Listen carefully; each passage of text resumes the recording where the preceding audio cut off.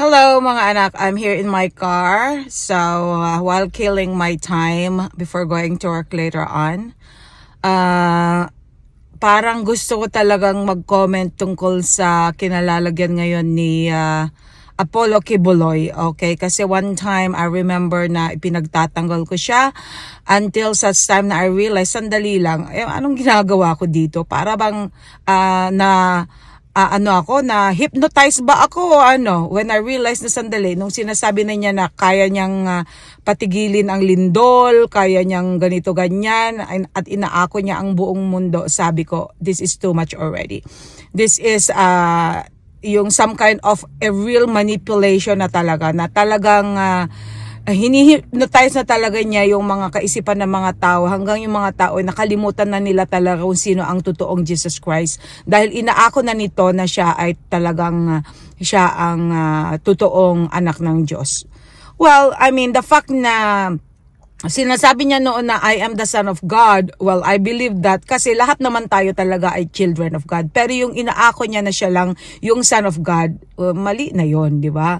Kasi kung hindi niya ina-acknowledge na pati tayo, lahat tayo na mga nilalang ng Lord, mga anak din niya, hindi na pwede yon, di ba? Parang siya lang daw ang appointed Son of God, na talagang siya lang ang may karapatan talaga na mag-discuss in terms of kung ano yung mga nasa Biblia. At siya lang daw ang totoo. Well, kung totoo nga talaga siya ay the Son of God, bakit hindi niya harapin kung ano yung mga kinasasangkutan niyang mga krimen ngayon na ikaso sa kanya, okay? Sa United States, most especially, 43 kaso ang nakapatong sa kanya, at yung sinasabi niya na ayaw daw niyang magpakita or ayaw daw niyang pupunta sa Senado or whatever, ibig sabihin takot pala siya, 'di ba? Ang isang tao, kung talagang ikaw ay alagad ng Diyos at alam mo talaga na ikaw ay walang kasalanan at alam mo na ikaw ay inosente pagdating sa mga ipinagbibintang sa'yo, bakit hindi mo harapin, diba? Sinasabi niya may nakapatong daw sa kanyang ulo na $2 million. Nasaan ang ebidensya? Gumagawa lang talaga siya ng mga alibis o kaya mga dahilan kung bakit ayaw niya magpakita. Maybe because siya ay guilty or kaya takot or whatever. Kasi nga naman, dahil sa mga nakaraan na subpoena na siya is supposed to be there para magpakita sa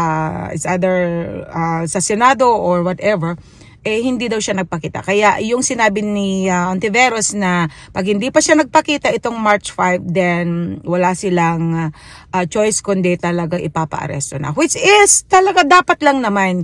Dahil kung talagang totoo na siya'y walang kasalanan, kailangang harapin talaga niya. At huwag siyang magpakita na siya'y duwag pala. Pastor ka pa naman na tinaguri ang Son of God, appointed, self-proclaimed na talagang siya yung appointed Son of God. Kailangang ipakita mo na talagang matapang ka. Katulad yung matapang ka na ginagamit mo lahat yung mga inosenteng mga kababaihan o kaya mga kabataan para lang maglikom ng mga pera para sa iyo, 'di ba? Kaya sinasabi niya na wala daw siyang kasalanan kung bakit daw siya mahelicopter, kung bakit daw marami siyang pera, kung meron daw siyang SMNI or kung ano-anong mga palasyo or whatever he has materially.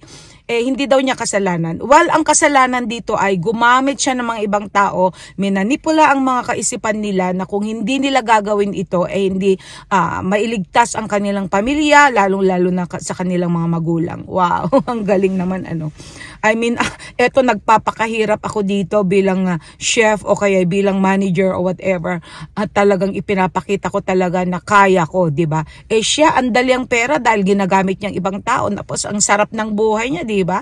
Tapos kung ano yung mga allegations sa kanya, binabaliktad niya. Pinag-aagawan daw siya. Wow, ang gwapong-gwapo mo naman, pinag-aagawan ka pala.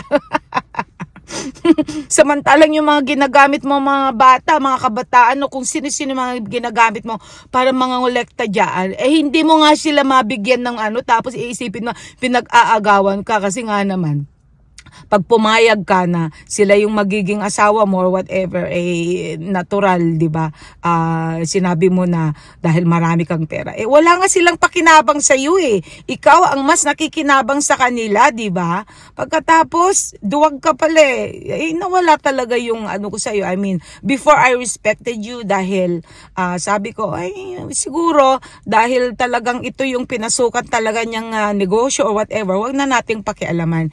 Pero in terms of kung mga biktima na mga kapwa ko Pilipino, lalo na yung mga kabataan, lalo na yung mga walang kamuang-muang, mga underage, talagang papasok na ako, di ba? Talagang sinikap ko talaga na sabi ko, magsasalita ba ako o hindi? Kasi wala naman akong pakialam talaga sa iyo. Pero naawa lang talaga ako doon sa mga tao, lalo na yung mga nagtestimonya. Tapos, itong si Robin Padilla, sinabi niya na kung talagang gusto niyo talaga na magiging legend or whatever sa kasong ito, magpakita kayo ng mukha. Si mismong Kibuloy nga ayaw ipakita mukha niya Diba kilala na yung mukha niya? Bakit ayaw nga rin niyang pakita? Samantalang itong mga tao na to na nagtatakip ng mukha, pinoprotektahan lang nila yung kanilang pagkatao. Kasi nga naman, pag talagang well-exposed yung mga mukha nila, pati mga pangalan nila, madali na lang silang dukutin. Madali na lang silang anuhin kung sino yung mga kampo ni Kibuloy, di ba? Sana nasabihan mo na, okay lang yun, na protektahan nila yung kanilang pagkatao identity. Kasi, mga kapwa mong Pilipino yan di ba? Natural may kanya-kanya silang dahilan para rin sa kanilang para lang sa kanilang kaligtasan, para lang sa kanilang privacy, lalo sa kanilang pamilya, di ba? Pero sumupang ipahamak yung mga ikaw naman, Diyos ko naman. Gawin mo naman kung ano yung common sense mo, di ba? I mean, nagtatapang-tabang ka dyan, pero kung ikaw sakaling nasa sitwasyon nila, palagay mo ba hindi ka rin magtatakip? Palagay mo ba hindi ka rin magtatalukbong? Hello? Naku, Robin nga naman, Diyos ko. Ay, naku, kung ganyan din lang ang patakaran mo, kung ganyan din lang yung pagkatao mo, bumalik ka na lang, hindi na lang sa politiko, pero i-focus mo lang na talaga sa pagka-showbiz mo. Diba? Ginagawa mo namang showbiz ito diba? Gusto mong umentra, gusto mo talagang ikaw ay nagtatapang-tapangan dyan, pero wala namang common sense. Ayusin mo rin, diba? Kung talagang ikaw ay meron kang hinanakit o kaya meron kang malasakit, I should say, hindi hinanakit. Kung meron kang malasakit sa kapwa mga Pilipino, ayusin mo rin ang sarili mo para at least yung mga paghanga namin sa iyo lalo pang talagang tatatag o lalo pa talagang magkakaroon ka ng mga tao na talagang may paniniwala at may paninindigan para sa iyo, di ba? Otherwise, kung ganyan din lang na wala namang common sense kung anong pinagsasabi mo, sa sobrang dami naman ng pwede mong i-comment, Diyos ko, yun pa ang i-comment mo. Instead sana na ibigay mo kung ano rin yung feeling mo para at least malaman ng mga tao that you really care about yung mga kababayan mo, pero pinoprotektahan mo pa. Natural hindi ka hiningan ng kahit 5 ni Kibuloy noong ikaw ay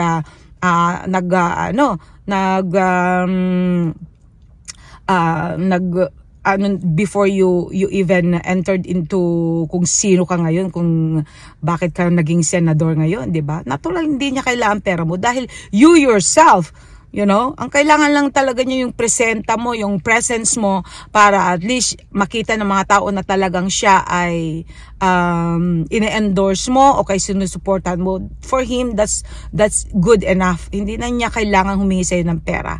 Diba? Dahil yung pagsusuporta mo ay katumbas na talaga yon ng malaking pera. Mas malaki pa sa dapat ibibigay mo sa kanya kung sakali man. Diba? Protektahan mo isang tao na talagang sobrang ang sarap magmanipula, pati United States minanipula niya.